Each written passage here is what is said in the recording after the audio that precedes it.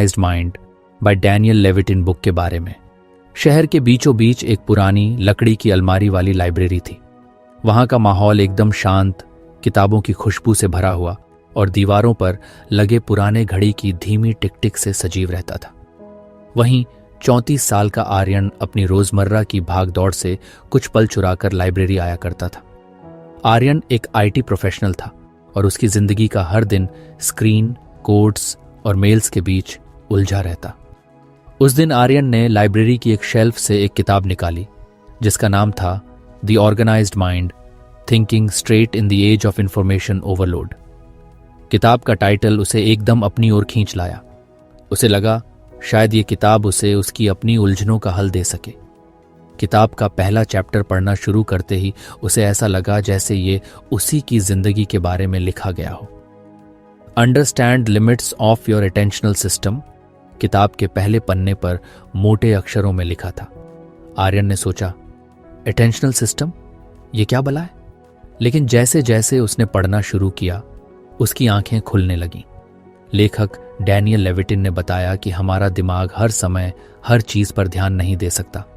आर्यन ने पढ़ा, your brain has a limited capacity to focus and multitasking is not as productive as people think it is. उसने एक गहरी सांस ली। उसे याद आया कि कैसे ऑफिस में वो एक साथ 3-4 काम करता रहता था। एक तरफ ईमेल खोलकर पढ़ रहा होता, दूसरी तरफ किसी क्लाइंट से कॉल पर होता और उसी बीच कोड लिखने की कोशिश करता। तो मैं इतने दिनों से गलत कर रहा हूं? उसने खुद से सवाल किया। उसने पढ़ाई जारी रखी। किताब में लिखा था कि हर बार जब हमारा दिमाग एक काम से दूसरे पर स्विच करता है तो कॉग्निटिव कॉस्ट होती है। इसका मतलब यह हुआ कि जब भी आर्यन कोडिंग छोड़कर मेल का जवाब देने बैठता तो उसका दिमाग उस स्विच के प्रोसेस में कुछ ऊर्जा और समय खो देता। उसने खुद को याद दिलाया कि पिछले हफ्ते उसने एक प्रोजेक्ट पर काम करते हुए कितनी बार गलतियां की थी। वो सोचता था कि वो एफिशिएंट है, लेकिन सच में वो बस अपना ध्यान बटाता जा रहा था। आर्यन ने किताब बंद की और आंखें बंद करके अपनी कुर्सी पर कुछ पीछे झुक गया। लाइब्रेरी का शांत माहौल उसे सोचने पर मजबूर कर रहा था। उसे लगा, क्या सच में मेरी पूरी जिंदगी इंफॉर्मेशन ओवरलोड की वजह से खराब हो रही है? वो अपने कॉलेज के दिनों को याद करने लगा, जब उसे सिर्फ एक चीज पर ध्यान देना होता था, चाहे वो पढ़ाई हो, क्रिकेट खेलना हो या दोस्तों के साथ गप्पे मारना। अब जिंदगी इतनी उलझ गई थी कि वो एक पल भी शांत होकर किसी एक चीज पर फोकस नहीं कर पाता। उसने किताब फिर से खोली। लेखक ने एक प्रैक्टिकल तरीका बताया था, batch similar tasks to minimise the cost of task switching. Aryan ने सोचा, शायद मुझे भी कुछ ऐसा ही करना चाहिए। उसने मन ही मन प्लान बनाया। उसने तय किया कि वो अब ईमेल्स सिर्फ दिन में 2 बार चेक करेगा और बाकी समय कोडिंग पर ध्यान देगा। उसने अपनी घड़ी देखी। लाइब्रेरी बंद होने का समय हो गया था। उसने किताब को वापस शेल्फ पर रखने की बजाय उसे लाइब्रेरी से इश्यू करवा लिया। उसे लगा, ये किताब अभी पूरी नहीं पढ़ी तो कुछ अधूरा रह जाएगा। घर पहुंचकर उसने किताब फिर से खोली। उसमें लिखा था कि हमारा दिमाग ऑर्गेनाइज्ड सिस्टम्स के साथ बेहतर काम करता है। उसने तुरंत अपनी डेस्क पर पड़े बिखरे हुए पेपर, पेन और पुराने नोट्स को एक जगह इकट्ठा किया। उसने अपने कंप्यूटर पर भी सारे फोल्डर्स को सही तरीके से रीऑर्गेनाइज किया। अगले दिन उसने ऑफिस में अपना नया प्लान लागू किया। सुबह ऑफिस पहुंचकर उसने पहले ईमेल्स चेक की और फिर अपने पूरे ध्यान से कोडिंग शुरू की। उसे हैरानी हुई कि वो कितनी जल्दी और बिना किसी गलती के काम पूरा कर रहा था। आर्यन का दिन पहले से कहीं बेहतर और शांतिपूर्ण लगा। उसने महसूस किया कि जब वो एक बार में सिर्फ एक काम पर ध्यान देता है तो न सिर्फ उसका काम बेहतर होता है बल्कि उसे ज्यादा खुशी भी महसूस होती है। शाम को उसने फिर से किताब खोली। इस बार उसने अगले चैप्टर पर जाने से पहले उस दिन के अपने अनुभव को सोचा। उसे एहसास हुआ कि किताब सिर्फ एक पाठ नहीं दे रही थी बल्कि उसकी जिंदगी को बदलने का जरिया बन रही थी। वो इस सोच में डूबा था कि अगर सिर्फ एक चैप्टर ने उसकी सोच को इतना बदल दिया तो पूरी किताब क्या करेगी। कहानी अभी खत्म नहीं हुई थी। आर्यन की जिंदगी में अभी बहुत बदलाव आने बाकी थे। शायद ये किताब सिर्फ मेरे दिमाग को नहीं बल्कि मेरी पूरी जिंदगी को रीऑर्गेनाइज कर देगी, उसने मुस्कुराते हुए सोचा। आर्यन अगले दिन शाम को घर पहुंचा तो थका हुआ महसूस कर रहा था, लेकिन उसकी लाइफ में एक नई उम्मीद जग चुकी थी। किताब के पहले पार्ट ने उसे सोचने पर मजबूर कर दिया था। उसने महसूस किया कि जिंदगी को सही तरीके से चलाने के लिए सिर्फ मेहनत नहीं, बल्कि सही तरीके से सोचना और काम करना भी जरूरी है। वो जैसे ही कुर्सी पर बैठा, उसने किताब उठाई और दूसरा चैप्टर खोल लिया। Organise external environments to aid memory, उसने धीरे से पढ़ा। आर्यन कुछ ठिठक गया। उसने सोचा, एक्सटर्नल एनवायरनमेंट, ये किस चीज की बात हो रही है? लेकिन जैसे जैसे उसने पढ़ना शुरू किया, सारी बातें साफ होने लगी। लेखक ने लिखा था कि हमारा दिमाग सीमित क्षमता वाला है। हर चीज याद रखने की कोशिश करना न सिर्फ थकाऊ है, बल्कि अनावश्यक भी। आर्यन को पिछले हफ्ते की वो सुबह याद आई जब वो ऑफिस के लिए लेट हो रहा था और अपनी चाबियां ढूंढने के लिए पूरे घर को सिर पर उठा लिया था। अगर आपको हमारी फ्री समरी अच्छी लगती है तो आप हमारे चैनल को सब्सक्राइब कर सकते हैं, हमारी मेंबरशिप खरीद सकते हैं या हमें यूपीआई के थ्रू सपोर्ट कर सकते हैं। अब समरी पर वापस चलते हैं। तो मैं वही कर रहा हूं जो इस किताब में अवॉइड करने को कहा गया है, उसने खुद से कहा। लेखक ने सलाह दी थी कि छोटी छोटी चीजों के लिए सिस्टम बनाना चाहिए। उदाहरण के लिए चाबियों और चश्मे जैसी चीजों के लिए एक फिक्स जगह होनी चाहिए। इससे हमारा दिमाग बार बार उन्हीं चीजों को याद करने में समय बर्बाद नहीं करता। आर्यन ने किताब में पढ़ा, writing down tasks and ideas rather than trying to remember them helps declutter the mind and enhances focus. मतलब मुझे अपनी याददाश्त के भरोसे रहने की जरूरत नहीं है, उसने खुद से सवाल किया। उसने किताब बंद की और अपने कमरे का मुआयना करने लगा। उसकी डेस्क पर कागजों का ढेर, बिखरे हुए पेन और फोन चार्जर पड़ा हुआ था। वो मुस्कुराया। किताब की बात सही है, मेरा दिमाग बिखरी हुई चीजों के बीच खुद बिखर जाता है। उसने फौरन अपनी डेस्क साफ करना शुरू किया। कागजों को अलग अलग फोल्डर में रखा, पेन को पेन होल्डर में डाला और चार्जर को सही जगह पर रख दिया। इसके बाद उसने अपनी चाबियों के लिए एक छोटी सी ट्रे निकाली और तय किया कि अब से वो चाबियां वहीं रखेगा। आर्यन ने महसूस किया कि इन छोटी छोटी चीजों से उसे कितना सुकून मिल रहा है। उसने मन ही मन तय किया कि अगले दिन से वो ऑफिस में भी अपना वर्क स्पेस रीऑर्गेनाइज करेगा। लेकिन किताब में सिर्फ चीजें रखने की बात नहीं थी। लेखक ने बताया था कि कैसे लिखना भी एक असरदार तरीका है। दिमाग में सारी बातें रखने के बजाय उन्हें कहीं लिख लेना हमारी याददाश्त पर से दबाव कम करता है। आर्यन को याद आया कि जब वो कॉलेज में था तब कैसे नोट्स बनाता था और हर चीज का रिकॉर्ड रखता था। अब वो सब भूल गया था। उसने अपनी नोटबुक उठाई और उसमें वो सारे छोटे बड़े काम लिख दिए जो उसे अगले दिन करने थे। उसने महसूस किया कि ऐसा करने से उसका दिमाग खाली और हल्का महसूस कर रहा था। अगले दिन ऑफिस में उसने वही किया। उसने अपनी डेस्क को साफ सुथरा रखा और अपने कंप्यूटर पर भी एक टू डू लिस्ट बनाई। उसने दिन के पहले ही घंटे में अपने सारे ईमेल्स के जवाब दे दिए और फिर अपने कोडिंग प्रोजेक्ट पर काम शुरू कर दिया। उसने महसूस किया कि उसकी प्रोडक्टिविटी बढ़ गई थी। शाम को घर लौटते वक्त उसने सोचा, क्या ये सब सिर्फ एक किताब की वजह से हो रहा है? उसे लगने लगा था कि वो अपनी जिंदगी में कुछ बड़ा बदलाव ला रहा है। रात को उसने फिर से किताब खोली। लेखक ने एक और महत्वपूर्ण बात कही थी, हमारी याददाश्त हमारे पर्यावरण से बहुत प्रभावित होती है।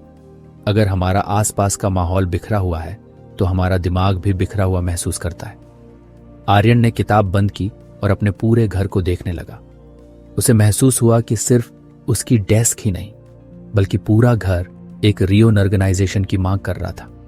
उसने सोचा कि वो वीकेंड पर घर की सफाई और चीजों को सही जगह रखने का प्लान करेगा। वो किताब के दूसरे पार्ट से भी उतना ही प्रभावित हुआ था जितना पहले से। उसे लगने लगा था कि अगर उसने इस किताब के सारे लेसन्स अपनी जिंदगी में लागू कर लिए तो शायद वो वही इंसान नहीं रहेगा जो आज है। उसकी सोच और आदतें पूरी तरह बदल जाएंगी। आर्यन को अब हर रात इस किताब के साथ बिताना अच्छा लगने लगा था। उसे यकीन हो गया था कि यह सिर्फ एक किताब नहीं, बल्कि उसके लिए एक गाइड बन चुकी है। आर्यन की दिनचर्या अब धीरे धीरे बदलने लगी थी। पहले वो हर सुबह बेमन और घबराहट में शुरू करता था, लेकिन अब उसकी सुबह में एक अजीब सी शांति और उत्साह आ गया था। द ऑर्गेनाइज्ड माइंड की सलाह मानते हुए उसने अपनी चीज़ों को व्यवस्थित करना और अपनी लाइफ को कुछ सरल बनाना शुरू कर दिया था। लेकिन वो जानता था कि सफ़र अभी लंबा है। उस शाम ऑफिस से लौटने के बाद उसने अपनी आदत के मुताबिक किताब उठाई। तीसरा चैप्टर था प्रायोरिटाइज टास्क्स इफेक्टिवली। आर्यन के दिमाग में जैसे घंटी बज उठी। उसने खुद से कहा, यही तो मेरी सबसे बड़ी समस्या है। मुझे कभी समझ ही नहीं आता कि क्या पहले करूं और क्या बाद में। पढ़ते हुए उसने समझा कि हमारी दिन भर की ऊर्जा और निर्णय लेने की क्षमता सीमित होती है। हर बार जब हम एक छोटा या बड़ा फैसला लेते हैं तो हमारी मानसिक ऊर्जा खर्च होती है। लेखक ने इसे डिसीजन फटीग कहा था। जैसे जैसे दिन गुजरता है हमारी फैसले लेने की ताकत कमजोर होने लगती है। आर्यन को तुरंत ही अपने दिन का ख्याल आया। सुबह ऑफिस पहुंचते ही वो छोटी छोटी चीजों में उलझ जाता था। कौन से ईमेल का जवाब पहले देना है, कौन सा काम पहले करना है, या लंच में क्या खाना है। इन छोटे फैसलों के चक्कर में उसके बड़े और महत्वपूर्ण काम अक्सर पीछे रह जाते थे। लेखक ने सुझाव दिया था कि हर दिन की शुरुआत सबसे महत्वपूर्ण काम से करनी चाहिए। उसे वो कहानी याद आई जिसमें एक प्रोफेसर ने स्टूडेंट्स को एक जार में पत्थर, कंकड़ और रेत भरने के बारे में बताया था। अगर आप रेत और कंकड़ों से जार भरते हैं तो बड़े पत्थरों के लिए जगह नहीं बचती, लेकिन अगर आप पहले बड़े पत्थरों को डालते हैं तो बाकी चीजें उनके आसपास फिट हो जाती हैं। तो मुझे भी अपने दिन के बड़े पत्थर पहले चुनने होंगे, आर्यन ने सोचा। उसने किताब के सुझाव को ध्यान से पढ़ा। लेखक ने लिखा था कि सभी कामों को 4 कैटेगरी में बांटना चाहिए। 1, महत्वपूर्ण और तुरंत, जो काम तुरंत करना जरूरी है। 2, महत्वपूर्ण लेकिन समय सेंसिटिव नहीं, जो महत्वपूर्ण है लेकिन समय सेंसिटिव नहीं है। 3, महत्वपूर्ण नहीं लेकिन अर्जेंट, जो तुच्छ है लेकिन तुरंत ध्यान खींचते हैं। 4, not important and not urgent, जिन्हें इग्नोर किया जा सकता है। आर्यन ने अपनी नोटबुक निकाली और अब जैसे कि हर छोटी ईमेल का तुरंत जवाब देना या मीटिंग्स की प्लानिंग। अगली सुबह उसने अपनी नई रणनीति आजमाई। ऑफिस पहुंचते ही उसने अपनी लिस्ट देखी और सबसे पहले इम्पॉर्टेंट एंड अर्जेंट टास्क पर काम करना शुरू किया। वो एक महत्वपूर्ण कोडिंग प्रोजेक्ट था जो पिछले कुछ दिनों से अटका हुआ था। उसने ईमेल्स और दूसरी चीजों को इग्नोर किया और पूरे 2 घंटे सिर्फ उसी प्रोजेक्ट पर ध्यान दिया। 2 घंटे बाद उसने खुद को तरोताजा महसूस किया। ये तो सच में काम कर रहा है, उसने खुद से कहा। उसने महसूस किया कि जब उसने सबसे कठिन और जरूरी काम पहले कर लिया तो बाकी चीजों के लिए वो ज्यादा रिलैक्स महसूस कर रहा था। शाम को जब वो घर पहुंचा तो उसने अपनी दिन भर की प्रगति को देखा। उसने महसूस किया कि जब हम छोटे और गैर जरूरी फैसलों को छोड़ देते हैं तो हमारा दिमाग बड़ा सोचने और बेहतर काम करने के लिए खुला रहता है। रात को किताब पढ़ते हुए उसे एक और महत्वपूर्ण बात समझ आई। लेखक ने कहा था कि हमारे दिमाग को बार बार टास्क स्विच करने से बचाने के लिए हमें समय और ऊर्जा को सही तरीके से बांटना चाहिए। उदाहरण के लिए, ईमेल्स के लिए दिन में 1 या 2 बार का समय तय करना, बजाय इसके कि हर 10 मिनट पर कुछ न कुछ करना। मिनट में मेल चेक करते रहें। आर्यन ने अगले दिन के लिए एक नया नियम बनाया। उसने तय किया कि वो सुबह 10 बजे और फिर शाम को 4 बजे ही ईमेल्स चेक करेगा। बाकी समय वो अपने मुख्य कामों पर ध्यान देगा। उसने महसूस किया कि इस एक छोटे से बदलाव ने उसकी प्रोडक्टिविटी को अगले स्तर पर पहुंचा दिया। धीरे धीरे आर्यन की जिंदगी में एक पैटर्न बनने लगा। हर दिन की शुरुआत सबसे महत्वपूर्ण काम से होती, फिर दूसरे कामों पर ध्यान दिया जाता। उसने देखा कि इस बदलाव ने न सिर्फ उसके काम को बेहतर बनाया बल्कि उसकी मानसिक शांति भी लौटने लगी थी। आर्यन को अब समझ आने लगा था कि जिंदगी को बेहतर बनाने का मतलब हर चीज पर काम करना नहीं है, बल्कि ये समझना है कि कौन से काम वाकई मायने रखते हैं और उन्हीं पर अपनी ऊर्जा लगानी चाहिए। उसने महसूस किया कि प्रायोरिटाइज टास्क्स इफेक्टिवली सिर्फ एक पार्ट नहीं था, बल्कि एक जीवन जीने का तरीका था। आर्यन को यकीन हो गया था कि यह किताब उसकी जिंदगी को बदलने के लिए लिखी गई थी।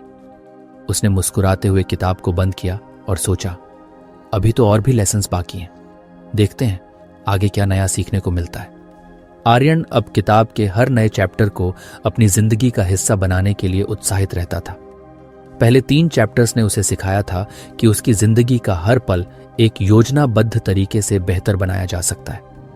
उसने महसूस किया था कि किताब सिर्फ उसके काम करने के तरीके को नहीं, बल्कि उसकी सोचने की प्रक्रिया और खुद के साथ उसके रिश्ते को भी बदल रही थी। उस रात उसने चौथा चैप्टर खोला, लिस्ट्स की शक्ति को स्वीकार करें। उसे यह टाइटल पढ़ते ही मजा आ गया। उसने मन ही मन सोचा, लिस्ट्स, ये तो मैं स्कूल के दिनों में करता था, फिर कब छूट गया ये सब। पढ़ना शुरू करते ही वो लेखक की एक बात पर ठहर गया, क्रिएटिंग लिस्ट्स रिड्यूसेस एंजाइटी। ये वाक्य उसके दिल में उतर गया।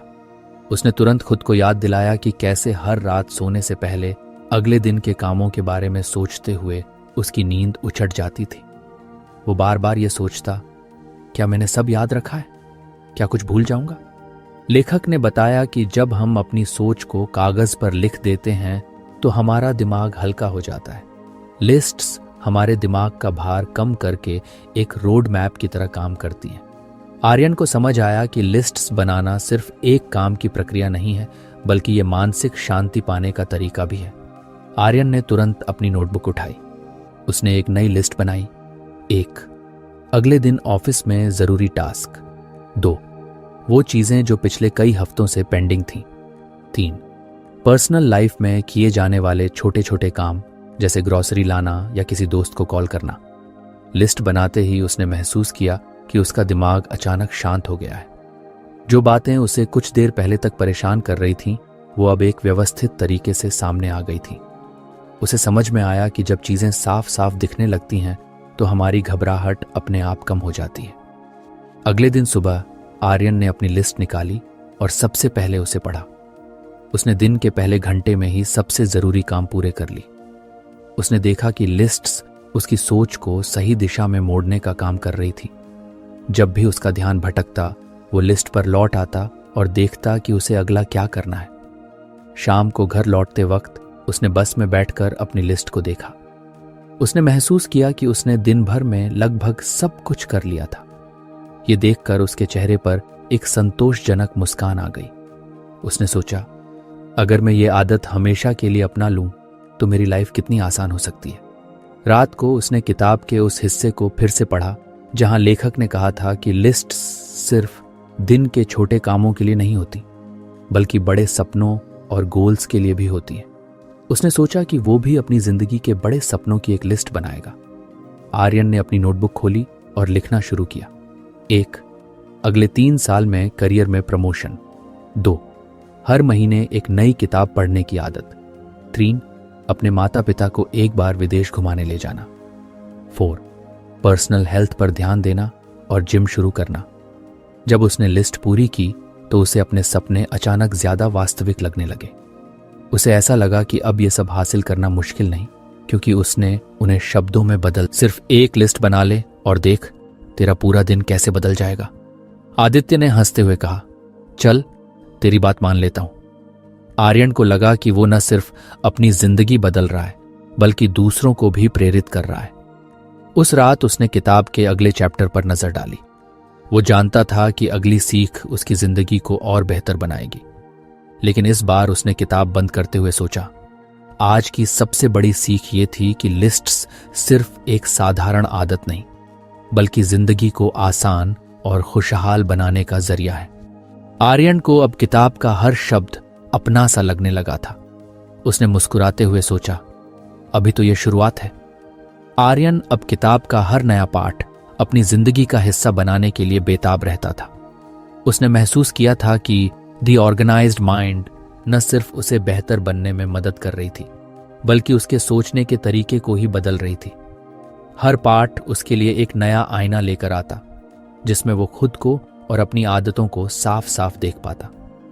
उस शाम जब उसने किताब उठाई तो अगला चैप्टर था, recognise and manage shadow work. ये टाइटल कुछ रहस्यमय सा लगा। उसने सोचा, शैडो वर्क, ये क्या है? लेकिन जैसे ही उसने पढ़ना शुरू किया, उसे समझ आने लगा कि लेखक किस बारे में बात कर रहे हैं। लेखक ने समझाया कि शैडो वर्क वे काम होते हैं जो आमतौर पर न तो किसी के द्वारा पहचाने जाते हैं, न ही उनके लिए हमें कोई भुगतान मिलता है। ये ऐसे छोटे छोटे काम होते हैं जो दिन भर हमारी ऊर्जा और समय खा जाते हैं।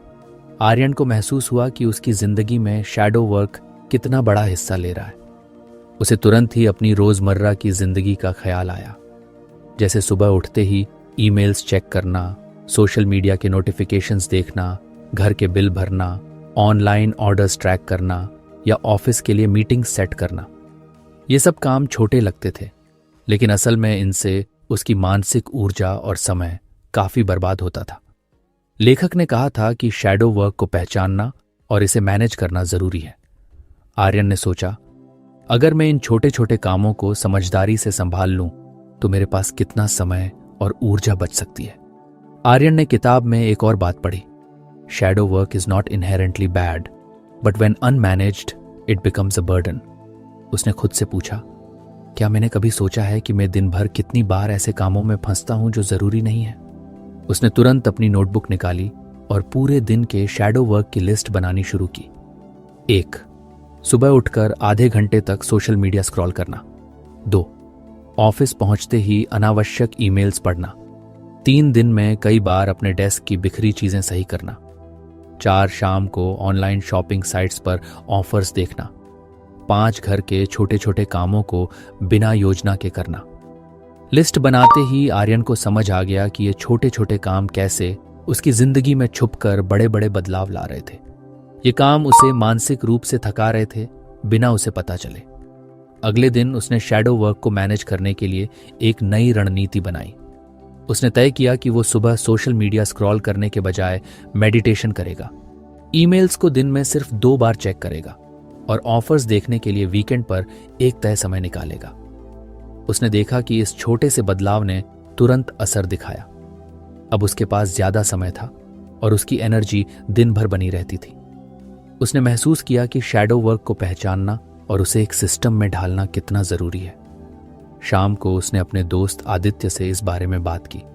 उसने कहा, तुझे पता है, हमारे दिन के आधे काम ऐसे होते हैं जिनकी ना हमें जरूरत होती है, ना हमें उनकी अहमियत का अंदाजा होता है। ये शैडो वर्क है और मुझे अब इसे मैनेज करना आ गया है। आदित्य ने हैरानी से पूछा, कैसे? आर्यन ने मुस्कुराते हुए जवाब दिया, बस छोटे छोटे बदलाव करके। सबसे पहले ये समझ कि तेरे दिन में कौन से काम शैडो वर्क हैं, फिर उन्हें या तो डेलीगेट कर दे या एक तय समय पर कर। उस रात जब आर्यन किताब पढ़ रहा था तो उसने लेखक की एक और बात पर ध्यान दिया। लेखक ने कहा था कि शैडो वर्क से निपटने का सबसे अच्छा तरीका है स्ट्रीमलाइनिंग रिस्पॉन्सिबिलिटीज, यानी अपनी जिम्मेदारियों को सरल बनाना। आर्यन ने तय किया कि वो अपने घर और ऑफिस में भी शैडो वर्क को कम करने की कोशिश करेगा। उसने ऑफिस में अपने सहकर्मियों से काम बांटने की योजना बनाई ताकि हर छोटी बात के लिए उसे ही सब कुछ न देखना पड़े। घर पर उसने अपनी पत्नी से बात की और दोनों ने मिलकर तय किया कि घरेलू कामों की एक स्पष्ट लिस्ट बनाएंगे और उन्हें बांट लेंगे। धीरे धीरे आर्यन को महसूस हुआ कि उसकी जिंदगी ज्यादा व्यवस्थित और संतुलित हो रही है। शैडो वर्क को पहचान कर और उसे सही तरीके से मैनेज करके उसने अपने समय और मानसिक ऊर्जा को बचाना सीख लिया था। आर्यन ने खुद से कहा, अगर मैं इस किताब के हर पाठ को अपनी जिंदगी में लागू करता रहा तो मैं सच में वो इंसान बन जाऊंगा जो हमेशा बनना चाहता था। उसने किताब को बंद किया और सोचा, अभी तो और भी सीख बाकी है, देखते हैं आगे क्या नया सीखने को मिलेगा। आर्यन की जिंदगी में अब द ऑर्गेनाइज्ड माइंड किताब एक गाइड बन चुकी थी। हर नया चैप्टर उसके लिए जैसे एक नई खिड़की खोलता, जिससे उसे खुद की और अपनी आदतों की गहराई समझ में आती। पिछला पार्ट जिसमें उसने शैडो वर्क को पहचानने और मैनेज करने का तरीका सीख, चाहे वो हमारे जीवन के अनुभव हों, लोगों के चेहरे हों या हमारे काम से जुड़ी जानकारी, दिमाग हर चीज को कैटेगरी में बांटता है। कैटेगराइजेशन रिड्यूसेस कॉग्निटिव लोड, लेखक ने लिखा। आर्यन को यह बात तुरंत समझ आ गई। उसने सोचा, सच में अगर हर चीज बेतरतीब हो तो दिमाग कितना परेशान हो जाएगा। कैटेगराइज करके चीजों को सही जगह पर रखना दिमाग को रिलैक्स करता है। आर्यन ने अपने ऑफिस का ख्याल किया। उसकी कंप्यूटर फाइलें अक्सर बिखरी रहती थीं। डेस्कटॉप पर दर्जनों आइकन, ईमेल्स बिना किसी फोल्डर में सेव किए और पुराने प्रोजेक्ट्स की फाइलें इधर उधर। जब भी उसे किसी पुरानी फाइल की जरूरत होती तो उसे घंटों ढूंढना होता। वो अक्सर सोचता, काश मैंने इसे किसी फोल्डर में रखा होता, लेखक ने सुझाव दिया था कि डिजिटल और फिजिकल दोनों जगहों पर कैटेगराइजेशन का तरीका अपनाना चाहिए। इससे न केवल समय बचता है बल्कि मानसिक शांति भी मिलती है। आर्यन ने तुरंत अपनी डेस्कटॉप स्क्रीन खोली और फैसला किया कि वो आज ही इसे व्यवस्थित करेगा। उसने एक नई लिस्ट बनाई। 1. पुराने प्रोजेक्ट्स के लिए एक अलग फोल्डर। 2. व्यक्तिगत डॉक्यूमेंट्स के लिए एक जगह। 3. हर महीने की ईमेल्स को अलग अलग फोल्डर्स में बांटना। 4. अपने डेस्कटॉप पर सिर्फ 5 सबसे जरूरी आइकन रखना। जब उसने ये सब किया तो उसकी स्क्रीन एकदम साफ सुथरी लगने लगी। आर्यन ने महसूस किया कि सिर्फ ये छोटा सा बदलाव करने से उसका दिमाग कितना हल्का महसूस कर रहा था। उसे लगा जैसे अब उसके पास चीजों पर बेहतर नियंत्रण है। रात को जब वो किताब पढ़ने बैठा तो लेखक की एक और बात ने उसका ध्यान खींचा। लेखक ने कहा था कि कैटेगराइजेशन सिर्फ डिजिटल या फिजिकल स्पेस तक सीमित नहीं है, बल्कि इसे हमारी सोच और प्रॉब्लम सॉल्विंग स्किल्स में भी लागू किया जा सकता है। आर्यन को तुरंत अपनी ऑफिस मीटिंग्स की याद आई। जब भी कोई बड़ा प्रॉब्लम सामने आता था तो पूरी टीम अक्सर बिखरे हुए आइडियाज के साथ चर्चा करती थी। इसका नतीजा ये होता कि किसी को समझ नहीं आता कि कहां से शुरुआत करनी है। उसने सोचा, अगर हम अपने आइडियाज को कैटेगरी में बांट लें तो शायद चीजें आसान हो जाएं। अगले दिन ऑफिस में उसने ये प्रयोग किया। एक मीटिंग के दौरान उसने सबको अपने आइडियाज को 4 कैटेगरी में बांटने को कहा। 1. तुरंत हल होने वाले छोटे प्रॉब्लम्स। 2. लंबे समय के लिए प्लान किए जाने वाले काम। 3. रिसोर्सेज से जुड़े मुद्दे। 4. टीम के सदस्यों से फीडबैक की जरूरत वाले टॉपिक्स। मीटिंग के अंत तक हर चीज इतनी स्पष्ट हो चुकी थी कि पूरी टीम आर्यन की तारीफ करने लगी। उसके बॉस ने मुस्कुराते हुए कहा, यह तरीका तो वाकई मददगार है। आर्यन को अपने अंदर एक नई ताकत महसूस हुई। शाम को घर पर उसने अपने पर्सनल जीवन में भी कैटेगराइजेशन को लागू करने की सोची। उसने अपने अलमारी की तरफ देखा जहां कपड़े इधर उधर पड़े थे। उसने फैसला किया कि वो इसे भी व्यवस्थित करेगा। उसने कपड़ों को 3 कैटेगरी में बांटा, ऑफिस के कपड़े, कैजुअल कपड़े और पार्टी वियर। जब अलमारी व्यवस्थित हो गई तो उसने देखा कि अब कपड़े ढूंढना कितना आसान हो गया था। आर्यन ने खुद से कहा, कैटेगराइजेशन सिर्फ चीजों को व्यवस्थित करने का तरीका नहीं है, यह दिमाग को हल्का करने का जरिया भी है। उसने किताब के उस हिस्से को फिर से पढ़ा जहां लेखक ने लिखा था, effective categorisation helps us find information more quickly and reduces decision fatigue. Aryan ने सोचा कि यह पाठ भी उसकी जिंदगी का अहम हिस्सा बन चुका है। उसने मुस्कुराते हुए खुद से कहा, अभी तो और भी सीखना बाकी है, देखते हैं आगे की किताब क्या सिखाती है। अगले दिन ऑफिस जाते वक्त उसने अपने सहकर्मी आदित्य से कहा, भाई तुझे पता है, चीजों को कैटेगरी में बांटना सिर्फ काम को आसान नहीं बनाता, बल्कि हमारी सोच को भी साफ करता है। तू भी ट्राई कर। आदित्य ने जवाब दिया, चल आज से ही शुरू करता हूं। आर्यन को अब हर दिन किताब पढ़ने और नए पाठ को अपनी जिंदगी में लागू करने में मजा आने लगा था। उसने महसूस किया कि हर छोटी आदत जब सही तरीके से अपनाई जाती है तो जिंदगी को बेहतर बना सकती है। यह तो बस शुरुआत है, उसने सोचा, अभी तो और भी सीख बाकी है। आर्यन को अब किताब के हर चैप्टर का इंतजार रहता था। हर नया पाठ उसकी जिंदगी में कुछ ऐसा जोड़ देता जो न केवल उसे बेहतर इंसान बना रहा था, बल्कि उसकी रोजमर्रा की परेशानियों को भी हल्का कर रहा था। उस रात जब उसने किताब खोली तो अगला चैप्टर था use of designated places. Aryan ने टाइटल पढ़ा और मुस्कुरा दिया। उसे तुरंत याद आया कि कितनी बार उसने खुद को ऐसी स्थिति में पाया था जहां वो अपनी चाबी या मोबाइल ढूंढने के लिए पूरे घर में इधर उधर भाग रहा होता था। उसने सोचा, अगर इस छोटे से टॉपिक पर पूरा एक चैप्टर है तो जरूर इसमें कुछ खास होगा। जैसे ही उसने पढ़ना शुरू किया, उसे लेखक की बात ने एकदम पकड़ लिया। लेखक ने लिखा था कि the rule of the designated place not only saves time but also reduces mental clutter. Aryan ने सोचा, सच में मैं रोज कितनी बार अपनी चीजें ढूंढने में समय बर्बाद करता हूं। अगर हर चीज की एक तय जगह हो तो जिंदगी कितनी आसान हो सकती है। आर्यन को अपनी सुबह की दिनचर्या याद आई। हर दिन ऑफिस जाने से पहले वो चाबी, वॉलेट और मोबाइल चार्जर ढूंढने में परेशान हो जाता था। कभी कभी तो इतनी देरी हो जाती कि उसे घर से निकलने से पहले झुंझलाहट महसूस होती। उसने सोचा, अगर मेरी इन चीजों की एक तय जगह होती तो शायद मुझे ये परेशानी कभी ना होती। लेखक ने समझाया था कि डेजिग्नेटेड प्लेसेस जब हमें बार बार चीजें ढूंढनी पड़ती हैं तो हमारा दिमाग अनावश्यक तनाव में पड़ जाता है। उसने तुरंत ही इस आइडिया को अपनी जिंदगी में लागू करने की ठानी। उसने अपने कमरे को ध्यान से देखा और कुछ ठोस कदम उठाने का फैसला किया। 1. उसने अपने दरवाजे के पास एक छोटी टेबल रखी और तय किया कि चाबी हमेशा वहीं रखेगा। 2 वॉलेट और घड़ी के लिए उसने अपने बेड साइड टेबल का एक कोना तय किया।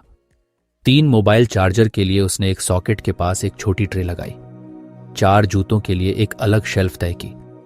उसने रात को यह सब व्यवस्थित किया और अगले दिन का इंतजार करने लगा।